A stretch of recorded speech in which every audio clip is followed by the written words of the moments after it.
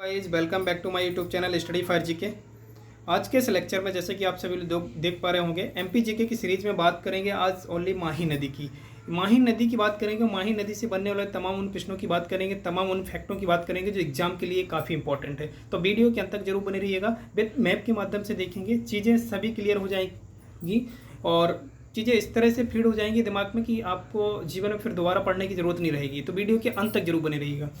चलिए सबसे पहले बात कर लेते हैं, इस मैप में देखते हैं सबसे पहले माही नदी एमपी के मैप में कहाँ से उद्गमित होती है।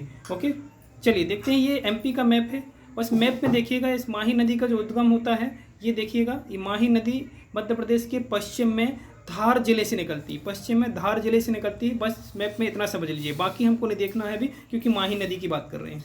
ओके, चलिए बात कर लेते हैं नेक्स्ट। देखिएगा इसके कुछ फैक्ट हैं जो एग्जाम के नज़रिए से काफ़ी महत्वपूर्ण हैं। चलिए उद्गमित की अगर बात की जाए तो उद्गम जो होता है इसका मिंडा गांव सरदारपुर जिला धार से होता है। विशेष रूप से याद रखना है जिला धार अलीराजपुर।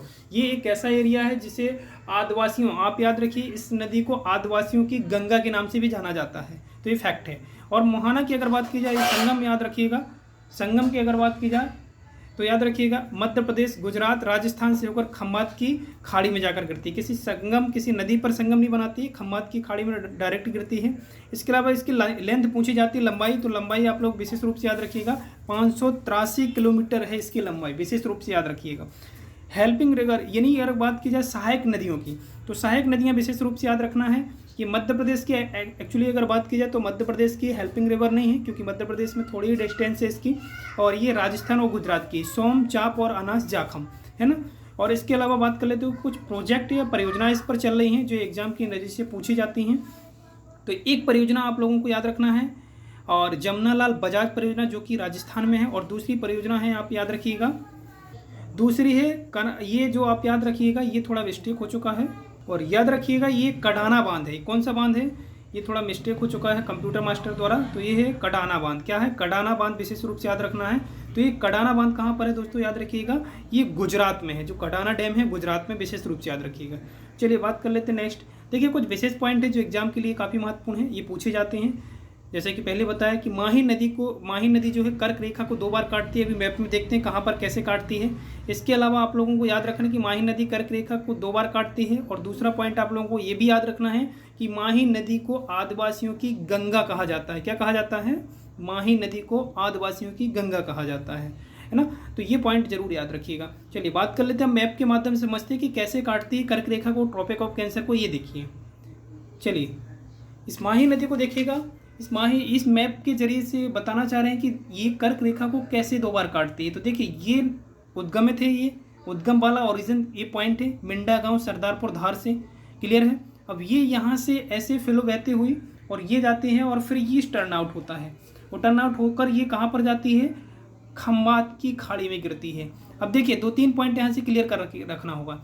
ये जो डायग्राम यहाँ से बनाया है, ये देखिए यहाँ से ये कुछ पॉइंट ही हैं, कुछ लाइन यहाँ पर है। और इस लाइन का मतलब ये है कि कर्क रेखा पहली बार तो यहाँ से निकले और यहाँ पर क्रॉस कर दिया इसने। तो कर्क रेखा ने यहाँ पर क्रॉस किया। इसके अलावा यहाँ से गुजरती है, फिर ये अप आती है, डाउन आ जाती है, नीचे आती, खम्बात की खाड़ी गिरते हुए फिर यहाँ पर टच करती कर्क रेखा को। यानी कहने का तात्पर्य है कि कर्क रेखा को 2 बार काटने वाली मध्य प्रदेश की इकलौती नदी जो कि माही नदी, विशेष रूप से याद रखना है। क्लियर है? तो ये याद रखिएगा कर्क रेखा को 2 बार काटने वाली नदी कौन सी? माही नदी। इस पर कुछ देखिए परियोजना भी चल रही है, इस मैप के माध्यम से भी समझाने की कोशिश की है। देखिए एक तो बजाज सागर परियोजना याद रखना है, और ये यहीं पर है एराव नदी। यहीं पर ये क्या एराव नदी इस पर मिलती है। इसके अलावा आप याद रखिएगा जाखम नदी भी, जैसे कि हमने समझा था पहले, जाखम नदी सहायक नदी हेल्पिंग रिवर है। इसके अलावा सोम नदी याद रखना है कि ये बेणेश्वर संगम बनाती है।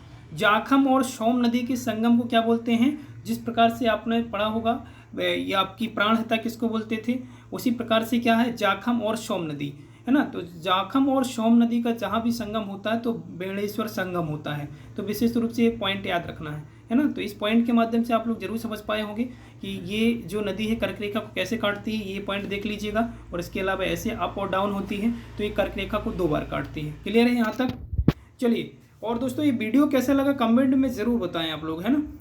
और वीडियो पसंद आता तो चैनल को सब्सक्राइब और लाइक करना बिल्कुल ना भूलें। चलिए मिलते हैं किसी नए टॉपिक में, किसी नए वीडियो के साथ। तब तक के लिए विदा लेते हैं। जय हिंद, जय भारत।